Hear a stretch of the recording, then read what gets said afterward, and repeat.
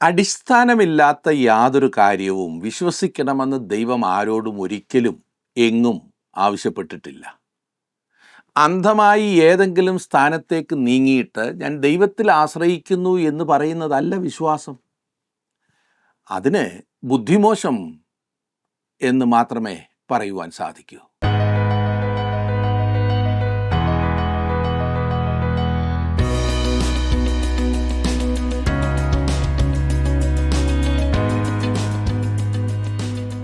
ഭയപ്പെട്ടും പരിഭ്രമിച്ചുമിരുന്ന ദാവീദ് ഗൃഹത്തിൻ്റെ രാജാവായിരുന്ന ആഹാസിനോട് ദൈവം അരുളി ചെയ്തൊരു വാഗ്ദത്തം പിന്നത്തേതിൽ സർവ്വജനത്തിനും ഉണ്ടാകുവാനുള്ള മഹാസന്തോഷമായി തീരുന്നതാണ് സുവിശേഷങ്ങളിൽ നമ്മൾ കാണുന്നത്.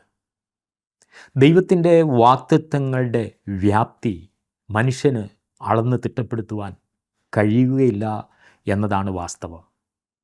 ക്രിസ്തുവിൻ്റെ കന്യകാജനനം എന്ന പ്രവചനമാണ് യെശയ്യാ പ്രവചനം 7-ാം അധ്യായത്തിൽ നമ്മൾ കാണുന്നത്. യെശയ്യാ പ്രവാചകൻ്റെ പുസ്തകം 7-ാം അധ്യായം 3 മുതൽ 25 വരെയുള്ള വാക്യങ്ങൾ ഇന്ന് നമ്മൾക്ക് ധ്യാനിക്കാം.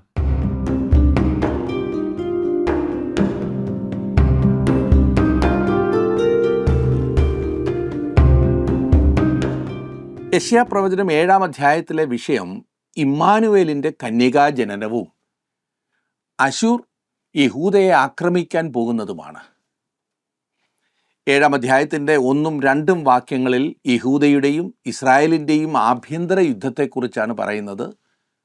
ആരാമും വടക്കേ ദേശമായ ഇസ്രായേലിനോട് ചേർന്നതിൽ യഹൂദ ആകെ ഭീതിയിലായിരുന്ന ഒരവസരം അത് നാം കണ്ടു കഴിഞ്ഞു. ആദ്യത്തെ 2 വാക്യങ്ങൾ.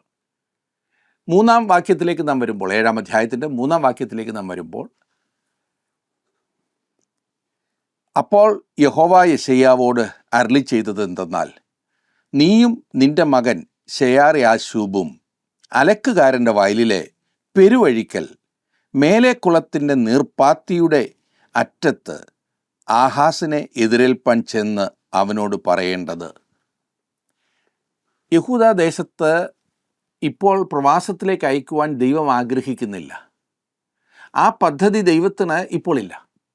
അതുകൊണ്ട് ആഹാസിനെ പ്രോത്സാഹിപ്പിക്കേണ്ടത് ആവശ്യമായിരുന്നു. അല്ലാത്ത പക്ഷം അവൻ മിസ്രൈമുമായി കൂട്ടുകെട്ടുണ്ടാക്കിയേനേയും. അതുകൊണ്ട് ആഹാസിനെ ചെന്ന് കാണുവാൻ ദൈവം പ്രവാചകനെ അയക്കുന്നു. ഈ വാക്യത്തിൽ പല കാര്യങ്ങൾ നാം ശ്രദ്ധിക്കേണ്ടതായിട്ടുണ്ട്. ഒന്നാമതായി, യെശയ്യാവ് ആഹാസിനെ എതിരേറ്റ് ചെല്ലേണ്ടത് മേലെ കുളത്തിൻ്റെ നീർപ്പാത്തിയുടെ അറ്റത്ത് വെച്ചാണ്. അവൻ രാജാവിനെ കണ്ടുമുട്ടേണ്ട സ്ഥലം പ്രത്യേകം പറഞ്ഞിരിക്കുന്നു. ദാഹിക്കുന്ന യെരുശലേമിന് ജീവദായകമായി ജലം ഒഴുകി വന്നിരുന്നത് ഈ നീർപ്പാത്തിയുടെ ചാലിലൂടെ ആയിരുന്നു. അതിൽ ജനത്തിന് ദാഹജലം കിട്ടിയിരുന്നു എന്നത് തീർച്ചയാണ്. വെള്ളമൊഴുകുന്ന ഒരു പൈപ്പ് കണ്ടതുകൊണ്ട് നിങ്ങൾക്ക് സംതൃപ്തി ഉണ്ടാകുമോ? നമുക്ക് ആർക്കും ഉണ്ടാകില്ല. അത് ആകാശത്തിലൂടെ വിമാനം പോകുന്നത് പോലെ മാത്രമേ ഉള്ളൂ. എൻ്റെ പറമ്പിൽ കൂടെയും വിമാനം പോകുന്നുണ്ടെന്ന് പറയാം, അത്രമാത്രം. അതെ, ഈ പൈപ്പിന് എവിടെയെങ്കിലും ഒരു ടാപ്പ് വേണം. അതിൽ നിന്നും ജലം കിട്ടാൻ സാധിക്കണം. ആ പൈപ്പിൽ നിന്നും ജലം പുറത്ത് കിട്ടുന്നത് എവിടെയാണോ അവിടെ നിങ്ങൾ ചെല്ലണം. ഇപ്പോൾ ഒരു ദൃഷ്ടാന്തത്തിലൂടെ നാം കാണുന്ന യാഥാർത്ഥ്യം എന്തെന്നാൽ, ദാവീദ് ഗൃഹത്തിൽ നിന്നും നിങ്ങൾക്ക് യാതൊരു അനുഗ്രഹവും ലഭിക്കാൻ പോകുന്നില്ല എന്നാണ് ദൈവം അരുളി ചെയ്യുന്നത്. എന്നാൽ അവൻ്റെ വംശത്തിൽ ഒടുവിൽ ഒരുവൻ, അതെ, ജീവൻ്റെ ജലമായി അവൻ വരുവാൻ പോകുന്നു. ആ ഒരുവൻ കർത്താവായ യേശു ക്രിസ്തുവാണ്. ജീവൻ്റെ ജലം നൽകാനായി അവൻ ദാവീദിൻ്റെ വംശത്തിൽ വന്നിരിക്കുന്നു. യെശയ്യാവ് ആഹാസിനെ മേലെ കുളത്തിങ്കൽ വെച്ച് എതിരേൽക്കണമായിരുന്നു. കുളം എന്നതിന് ഉപയോഗിച്ചിരിക്കുന്നത് ബറാക്ക എന്ന വാക്കാണ്. എബ്രായ ഭാഷയിൽ ബറാക്ക. മൂലഭാഷയിൽ അതിൻ്റെ അർത്ഥം അനുഗ്രഹം എന്നാണ്. നിശ്ചയമായും വെള്ളമുള്ള ഒരു കുളം ആ നാടിൻ്റെ അനുഗ്രഹമായിരുന്നു. 84-ാം സങ്കീർത്തനത്തിൻ്റെ 6-ാം വാക്യത്തിൽ ഇതേ പ്രയോഗം നാം കാണുന്നുണ്ട്. കണ്ണുനീർ താഴ്വരയിൽ കൂടി കടക്കുമ്പോൾ അവർ അതിനെ ജലാശയമാക്കി തീർക്കുന്നു. മുൻമഴയാൽ അത് അനുഗ്രഹപൂർണമായി തീരുന്നു. അനുഗ്രഹം എന്നുള്ളതിന് എല്ലായിടത്തും ഉപയോഗിച്ചിരിക്കുന്നത് ഈ വാക്കാണ്. ഇത് രസമായിരിക്കുന്നില്ലേ? ഇത് മേലേക്കുളമാണെന്നതും പ്രത്യേകം ശ്രദ്ധിക്കുക. മേലുള്ള എന്ന വാക്ക് 30-ലധികം പ്രാവശ്യം അത്യുന്നതം എന്നതിനായിട്ടാണ് ഉപയോഗിച്ചിട്ടുണ്ട്. അബ്രഹാമിനെ എതിരേൽപ്പാൻ ചെന്നവൻ അത്യുന്നതൻ്റെ പുരോഹിതനായിരുന്നു എന്ന കാര്യം നിങ്ങൾ ഓർക്കുമല്ലോ. ഉൽപ്പത്തി പുസ്തകം 14-ാം അധ്യായത്തിൻ്റെ 18-ാം വാക്യത്തിൽ നാം അത് വായിക്കുന്നു. ഇപ്പോൾ അത്യുന്നതനായ ദൈവത്തിൻ്റെ അനുഗ്രഹം നൽകപ്പെടുന്നത് നീർപ്പാത്തിയുടെ അറ്റത്താണ്. അതെ, കർത്താവായ യേശു ക്രിസ്തു ഈ ലോകത്തിൽ വന്നപ്പോൾ അനുഗ്രഹത്തിൻ്റെ നീരുറവ നമ്മിലേക്ക് ഒഴുകുവാൻ തുടങ്ങി എന്നാണ് അതിൻ്റെ അർത്ഥം.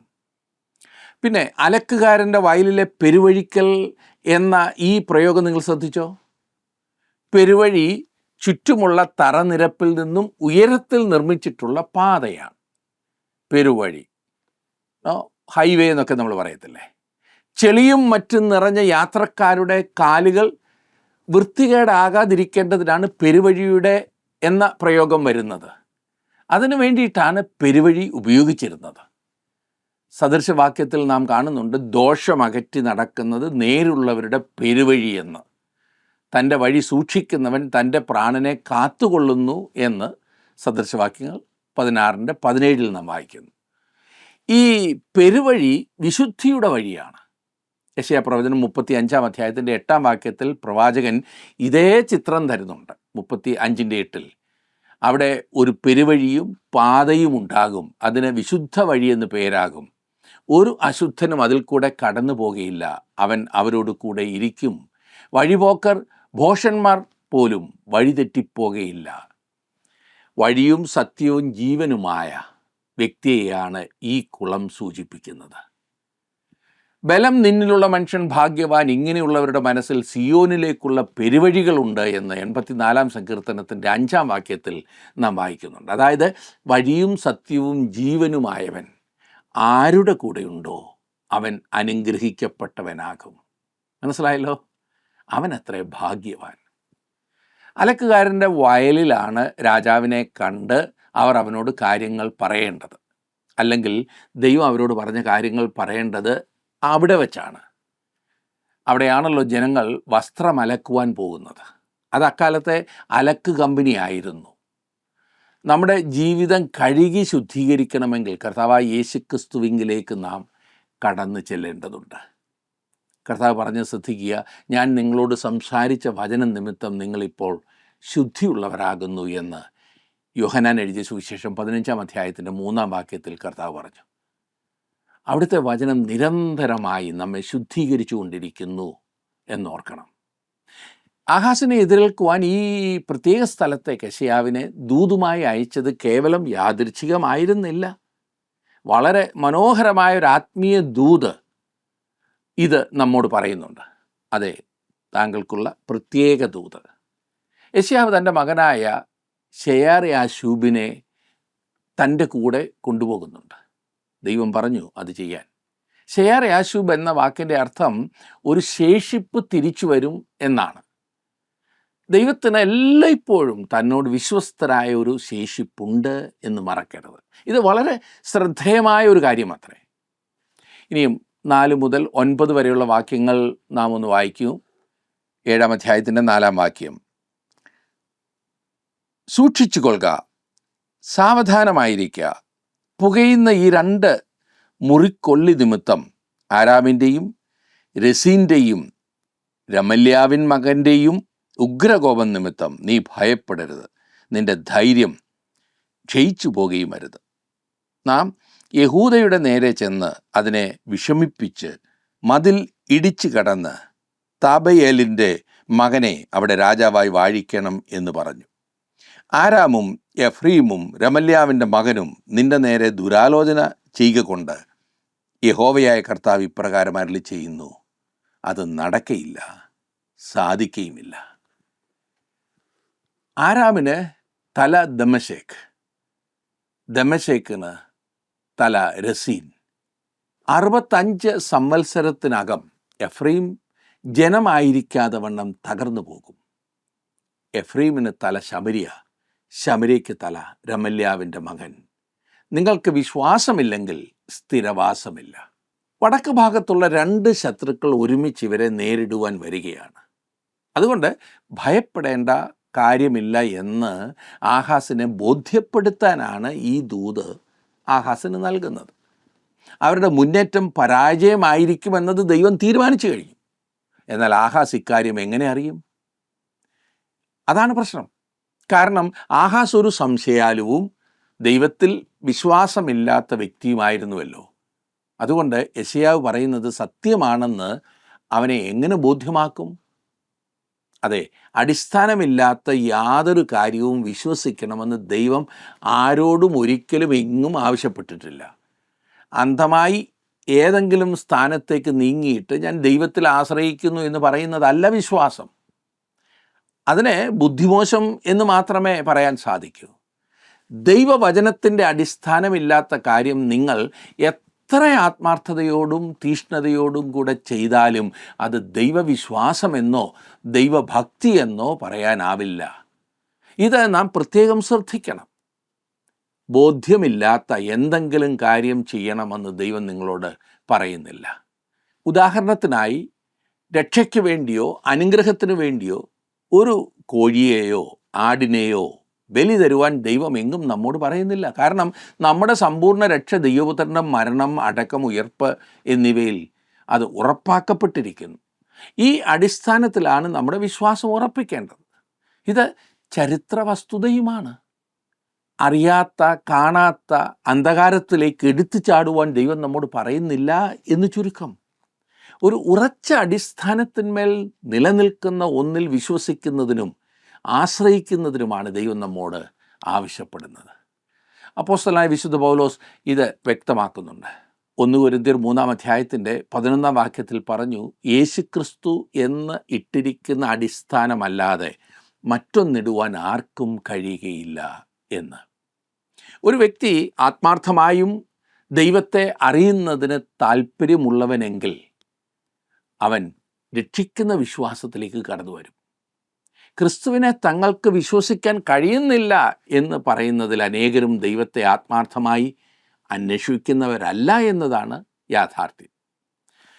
പാപപങ്കിലമായ ജീവിതം നയിക്കുമ്പോൾ തന്നെ ഞാൻ സത്യത്തെ അന്വേഷിക്കുകയാണ്, എനിക്കത് കണ്ടെത്തണം, വിശ്വസിക്കണമെന്ന് പറയുന്ന ചിലരുണ്ട്. താങ്കൾ ദൈവത്തെ അറിയാനുള്ള താല്പര്യമുള്ള വ്യക്തിയാകുന്നു എങ്കിൽ, അതെ, പാപത്തെ താങ്കൾ വെറുക്കുന്നെങ്കിൽ മാത്രമേ ദൈവത്തെ അറിയുവാൻ താങ്കൾക്ക് താല്പര്യമെങ്കിലും ഉള്ളൂ എന്ന് പറയാൻ കഴിയും. പാപത്തിൽ നിന്ന് പിന്തിരിയുവാൻ മനസ്സ് വയ്ക്കണം. ആദ്യം അസാൻമാർഗിക ജീവിതം നയിക്കുമ്പോൾ തന്നെ ഒരിക്കലും താങ്കൾക്ക് ദൈവത്തെ കാണാനാവില്ല സുഹൃത്തെ. കാരണം താങ്കൾ തന്നെ താങ്കളുടെ കണ്ണുകൾ അന്ധമാക്കിയിരിക്കുകയാണ്. ദൈവം ഒരു വ്യക്തിയുടെയും കണ്ണുകൾ അന്ധമാക്കുന്നില്ല എന്നതാണ് വാസ്തവം. ഒരു വ്യക്തി യഥാർത്ഥമായി ദൈവത്തെ അറിയുവാൻ ആഗ്രഹിക്കുന്നുവെങ്കിൽ അവൻ പാപത്തെ ഉപേക്ഷിച്ച് ക്രിസ്തുവിങ്കിലേക്ക് തിരിഞ്ഞു വരണം. ദൈവം തന്നെ അവന് അത് യഥാർത്ഥമാക്കി കൊടുക്കുകയും ചെയ്യും. ഇക്കാലത്തെ നമ്മുടെ പ്രശ്നം എന്താണെന്ന് വെച്ചാൽ, അനേകരും ദൈവവുമായുള്ള ബന്ധത്തിൽ ശരിയായ അർത്ഥം അറിയുന്നില്ല എന്നതാണ്. ആഹാസ് രാജാവിൻ്റെ പ്രശ്നവും ഇത് തന്നെയായിരുന്നു. ആഹാസിന് വിശ്വാസമില്ല എന്ന് ദൈവത്തിന് അറിയാമായിരുന്നു. അവനെ വിശ്വസിപ്പിക്കുവാൻ ദൈവം തയ്യാറായിരുന്നു. എന്നാൽ ആഹാസ് വ്യാജമായ ഭക്തി വെച്ച് പുലർത്തുക മാത്രമാണ് ചെയ്തത്. അവൻ പറയുന്ന ആ മറുപടി 10 മുതൽ 12 വരെയുള്ള വാക്യങ്ങളിൽ നമുക്ക് കാണുവാനായിട്ട് സാധിക്കും. ഞാനൊന്ന് വായിക്കാം, 10 മുതൽ 12 വരെ. യഹോവ പിന്നെയും ആഹാസിനോട്, നിന്റെ ദൈവമായ യഹോവയോട് താഴെ പാതാളത്തിലോ മീതെ ഉയരത്തിലോ ഒരു അടയാളം ചോദിച്ചു കൊള്ളുക എന്ന് കൽപ്പിച്ചതിന് ആഹാസ്, ഞാൻ ചോദിക്കയില്ല, യഹോവയെ പരീക്ഷിക്കുകയുമില്ല എന്ന് പറഞ്ഞു. എന്താ ഇത് കേട്ടപ്പോൾ ആഹാസിനോട് നിങ്ങൾക്ക് കൂടുതൽ ബഹുമാനം തോന്നിയോ? തോന്നണമല്ലോ അല്ലേ? ദൈവത്തെ പരീക്ഷിക്കുകയില്ല എന്നവൻ വളരെ നിശ്ചയമായി പറഞ്ഞത് കേട്ടപ്പോൾ എന്തു തോന്നി? ഇത് നല്ല കാര്യമല്ലേ? അവൻ വളരെ നല്ലവനായി നടിക്കുന്നു. എന്നാൽ തിരുവചനത്തിൽ നാം കാണുന്ന കപടഭക്തരിൽ ഒരുവനത്രേ ഈ ആഹാസ്. ഈ വിധത്തിലുള്ള കാര്യങ്ങൾ വെറുപ്പുളവാക്കുന്നതാണ്. ദൈവവും ഇതിനെ അങ്ങനെ കാണുന്നു എന്ന് ഞാൻ കരുതുന്നു. 13-ാം വാക്യത്തിൽ നാം വായിക്കുന്നത്, അതിന് അവൻ പറഞ്ഞത്, ദാവീദ് ഗൃഹമേ കേൾപ്പീൻ, മനുഷ്യരെ മുഷിപ്പിക്കുന്നത് പോരാഞ്ഞിട്ടോ നിങ്ങൾ എൻ്റെ ദൈവത്തെ കൂടെ മുഷിപ്പിക്കുന്നത്. ഇവിടെ ഒരു കഥ എൻ്റെ ചിന്തയിൽ വരുന്നു. ഇതൊരു സൺഡേ സ്കൂളിൽ നടന്ന കഥയാണ്. ആ ക്ലാസ്സിലെ ടീച്ചർ കുട്ടികൾക്ക് കഥ പറഞ്ഞു കൊടുക്കുകയായിരുന്നു. നല്ല ശമരിയാക്കാരൻ്റെ കഥ. അത് ഇങ്ങനെ വിവരിച്ചു കൊടുത്തു. ഏതാണ്ട് 10-നും 12-നും മധ്യേ പ്രായമുള്ള കുട്ടികൾ വളരെ ശ്രദ്ധയോടെ കേട്ടുകൊണ്ടിരുന്നു. അത് അവതരിപ്പിക്കുന്ന വിധം ഈ ടീച്ചർ അത്ര മിടുക്കിയായിരുന്നു. മനോഹരമായ ആ ടീച്ചർ അവരെ പഠിപ്പിക്കുകയായിരുന്നു. ആ ഉപമ പറയുമ്പോൾ വാസ്തവത്തിൽ അതിൻ്റെ വ്യക്തമായ ചിത്രം തന്നെ അവർ കുട്ടികൾക്ക് മുൻപിൽ വരച്ചു കാട്ടി. എങ്ങനെ അയാൾ കള്ളന്മാരുടെ കയ്യിൽ അകപ്പെട്ടു എന്നും അവരവനെ പിടിച്ച് താഴെയിട്ട് ആകെ കുത്തി മുറിവേൽപ്പിച്ചു, അവർ അവനെ കഠിനമായി ഉപദ്രവിച്ചെന്നും കയ്യിലൂടെയും കാലിലൂടെയും തലയിലൂടെയും ഒക്കെ ഇങ്ങനെ രക്തം വാർന്നൊഴുകിക്കൊണ്ടിരിക്കുന്നു എന്നും അവൾ വളരെ തന്മയത്വമായി വിവരിച്ചു കൊണ്ടിരുന്നു. അവൻ്റെ ശരീരമാസകാലം മുറിവ്, രക്തമൊലിച്ച് അവൻ ഇങ്ങനെ കിടക്കുന്ന ചിത്രം, വളരെ ശോചനീയമായിട്ടുള്ളൊരു സ്ഥിതി. ഇതെല്ലാം വിവരിച്ചിട്ട് ഒടുവിൽ കുട്ടികളുടെ പ്രതികരണത്തിന് വേണ്ടി അവൾ ഒരു ചോദ്യം ചോദിച്ചു. അവൾ ലേവിനെക്കുറിച്ചും പുരോഹിതനെക്കുറിച്ചും ഒക്കെ പറഞ്ഞിട്ടാണ് ആ ചോദ്യം ചോദിച്ചത്. കുട്ടികളിൽ ആവേശമുണ്ടാക്കുവാൻ അവൾ ചോദിച്ച ആ ചോദ്യം ഇങ്ങനെയായിരുന്നു: അങ്ങനെ ഒരു സാഹചര്യത്തിൽ ഒരു മനുഷ്യനെ കണ്ടാൽ നിങ്ങൾ എന്ത് ചെയ്യും? അതായിരുന്നു ചോദ്യം. അപ്പോൾ ഒരു കുട്ടി, മുൻപിലിരുന്ന ഒരു കുട്ടി പറഞ്ഞു, ഞാൻ അയാളെ അവിടെ നിന്ന് എത്ര ദിവസം വേണമെങ്കിലും ശുശ്രൂഷിക്കുമെന്ന്. മറ്റൊരു കുട്ടി പറഞ്ഞു, ഞാൻ അയാൾക്ക് കുറേ ബിസ്ക്കറ്റും ഓറഞ്ചും മുന്തിരിങ്ങായും ഒക്കെ എവിടുന്നെങ്കിലും മേടിച്ചുകൊണ്ട് കൊടുക്കുമെന്ന്. വേറെ ഒരു കുട്ടി പറഞ്ഞു, ഞാൻ ഓടിപ്പോയി ഒരു ഡോക്ടറെ വിളിച്ചു കൊണ്ടുവരുമെന്ന്. ഇങ്ങനെ ഓരോരുത്തർ മറുപടി പറഞ്ഞു, അവർക്കറിയാവുന്ന വിധത്തിലൊക്കെ പറഞ്ഞു. കൊച്ചുകുട്ടികളല്ലേ. ഇതിനിടയിൽ ഒരു കുട്ടി ഇങ്ങനെ മുഖം ചുളിച്ച് വീർപ്പ് മുട്ടിയിരിക്കുന്നതായി ടീച്ചർ കണ്ടു. ടീച്ചർ ആ കുട്ടിയോട് ചോദിച്ചു, കുഞ്ഞെ, നീ ആയിരുന്നെങ്കിൽ എന്തു ചെയ്യുമായിരുന്നു? അവൾ തികച്ചും വിരക്തിയോടെ ഇങ്ങനെ പറഞ്ഞു, അയ്യോ, എനിക്കത് കാണുമ്പോൾ തന്നെ ഛർദ്ദി വരും. അതെ, രക്തത്തിൽ കുളിച്ച് വികൃതമായി കിടക്കുന്ന ഒരു മനുഷ്യൻ്റെ ചിത്രം ആ ടീച്ചർ അവളുടെ മുന്നിൽ അവതരിപ്പിച്ചപ്പോൾ ആ കൊച്ചുകുട്ടി ആത്മാർത്ഥമായി തന്നെ മറുപടി പറഞ്ഞു എന്ന് മാത്രം. നമ്മുടെ മറുപടികളൊക്കെ ഈ കുട്ടികൾ പറയുന്നത് പോലെ തന്നെയാണ്. ദൈവവും കാണുന്നത് അത്രമാത്രമാണ്. ദൈവത്തെ ഞാൻ പരീക്ഷിക്കുകയല്ല എന്ന് പറയുന്നത് കൊണ്ട് ഈ വ്യക്തി ഭക്തനായി തീരുന്നില്ല. ദൈവം പറയുന്നത്, എന്നെ പരീക്ഷിച്ച് നോക്കൂ, ഞാൻ നല്ലവനാണോ അല്ലയോ എന്ന് ഒന്ന് പരീക്ഷിച്ച് നോക്കൂ എന്നത്രേ. വിശ്വാസത്താൽ ഇറങ്ങിപ്പുറപ്പെടുകയാണ് എന്ന് ചിലർ പറയാറുണ്ട്. എന്നാൽ ദൈവം ശരിയായ നടത്തിപ്പ് തരുന്നത് വരെ നാം കാത്തിരിക്കേണ്ടതുണ്ട്. അല്ലാത്ത പക്ഷം അത് ക്രിസ്തുവിൻ്റെ നാമത്തിന് അപമാനം മാത്രമേ വരുത്തൂ. ഈ അവിശ്വസിക്കുന്ന രാജാവിനോട് ദൈവം പറയുകയാണ്, യെശയ്യാവ് പറഞ്ഞതുകൊണ്ട് മാത്രം നീ എൻ്റെ ദൂത് വിശ്വസിക്കണമെന്ന് ഞാൻ പറയുന്നില്ല. അതിനൊരു അടിസ്ഥാനം ഇടുവാൻ ഞാൻ ആഗ്രഹിക്കുന്നു. അതിന് വാസ്തവത്തിൽ ഒരു തെളിവ് തരുവാൻ ഞാൻ ആഗ്രഹിക്കുന്നു. ഈ ദൂത് എന്നിൽ നിന്നാകുന്നു നിനക്ക് ലഭിക്കുന്നത് എന്ന് ബോധ്യം വരുത്തുവാനായി അസാധാരണമായ ഒരു അടയാളം നിനക്ക് തരുവാൻ ഞാൻ ആഗ്രഹിക്കുന്നു. പക്ഷേ ആഹാസ് അടയാളം ചോദിച്ചില്ല. നോക്കണേ, അവൻ്റെ ഒരു കപടഭക്തി എത്ര വലുതാണെന്ന്. അതുകൊണ്ട് ദൈവം ഒരു അടയാളം നൽകാൻ പോവുകയാണ്. ആഹാസിനല്ല, ഇസ്രായേൽ ഗൃഹത്തിനു മൊത്തം. 14-ാം വാക്യം, അതുകൊണ്ട് കർത്താവ് തന്നെ നിങ്ങൾക്കൊരടയാളം തരും. കന്യക ഗർഭിണിയായൊരു മകനെ പ്രസവിക്കും, അവന് ഇമ്മാനുവേൽ എന്ന് പേർ വിളിക്കും. ഈ വാക്യം നല്ല പരിചിതമായ ഒന്നാണല്ലേ.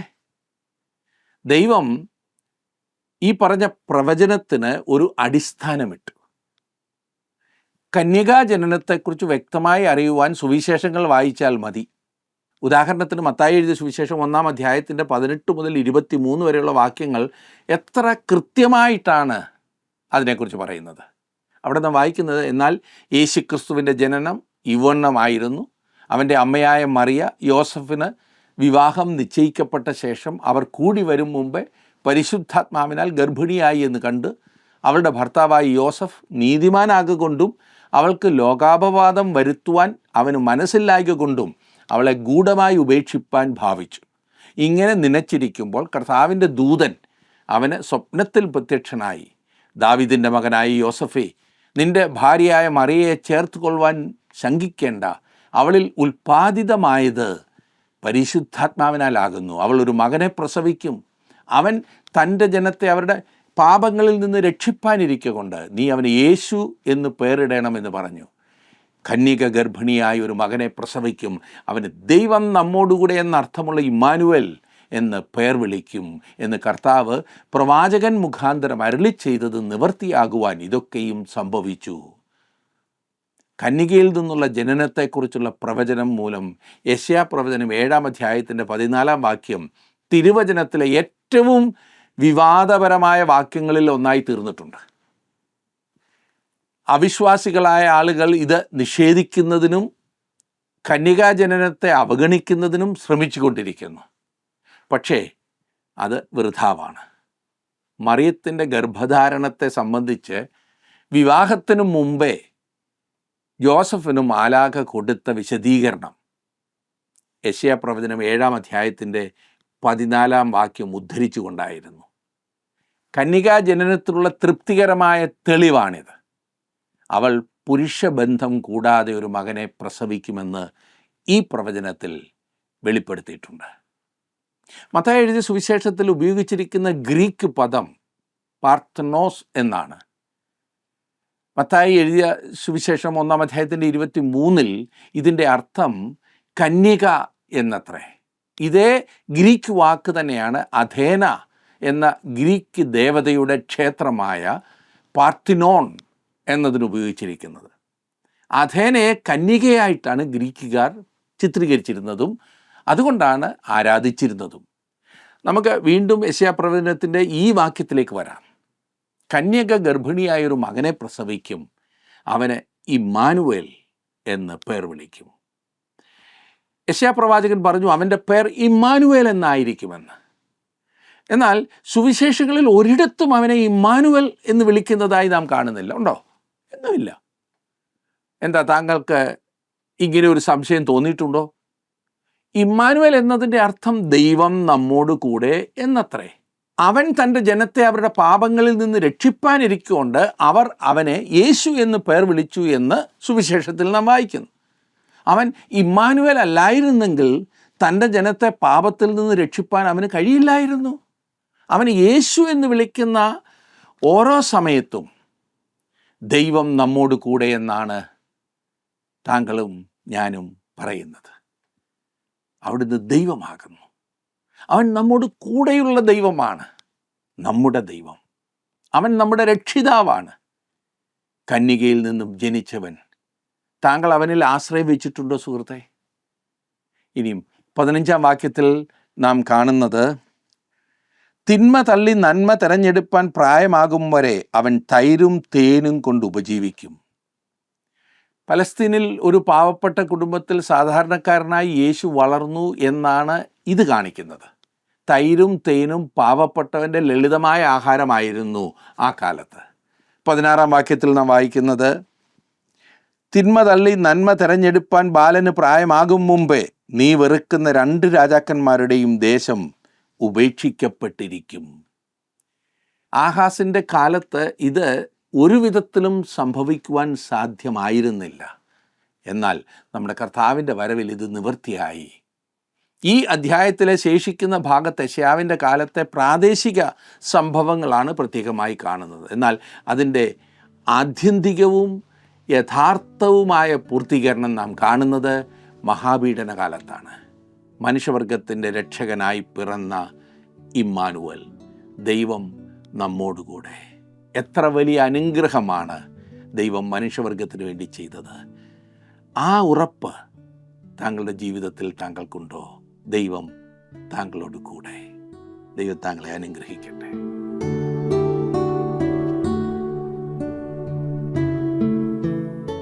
പ്രവാചകൻ്റെ ജീവിതകാലം മുതൽ ക്രിസ്തുവിലൂടെ നിത്യത വരേക്കും നീണ്ടുകിടക്കുന്ന പ്രവചന സൂക്തങ്ങളാണ് യെശയ്യാപ്രവാചകൻ്റെ പ്രവചന പുസ്തകത്തിൽ നാം കണ്ടുകൊണ്ടിരിക്കുന്നത്. തിരുവെഴുത്തുകളെന്ന് കർത്താവായ യേശുക്രിസ്തുവും ശിഷ്യന്മാരും പറഞ്ഞിട്ടുള്ള പഴയ നിയമ പുസ്തകങ്ങൾ ഒരു ക്രിസ്തു വിശ്വാസിയുടെ ജീവിതത്തിൽ ഒഴിച്ചുകൂടാനാവാത്തവ ആകുന്നു. അതിൽ തന്നെ പഴയ നിയമത്തിലെ സുവിശേഷം എന്ന് വിളിപ്പേരുള്ള യെശയ്യാപ്രവാചകൻ്റെ പുസ്തകം വളരെ പ്രധാനപ്പെട്ടതാണ്. ഈ പഠനത്തിൽ പങ്കാളികളായിരിക്കുന്ന എല്ലാവരോടുമുള്ള നന്ദിയെ ഞങ്ങൾ അറിയിക്കുന്നു. നിങ്ങളുടെ അഭിപ്രായങ്ങളും സംശയങ്ങളുമൊക്കെ ഞങ്ങളെ ദയവായി എഴുതി അറിയിച്ചാലും. കർത്താവ് നിങ്ങളെല്ലാവരെയും അനുഗ്രഹിക്കട്ടെ.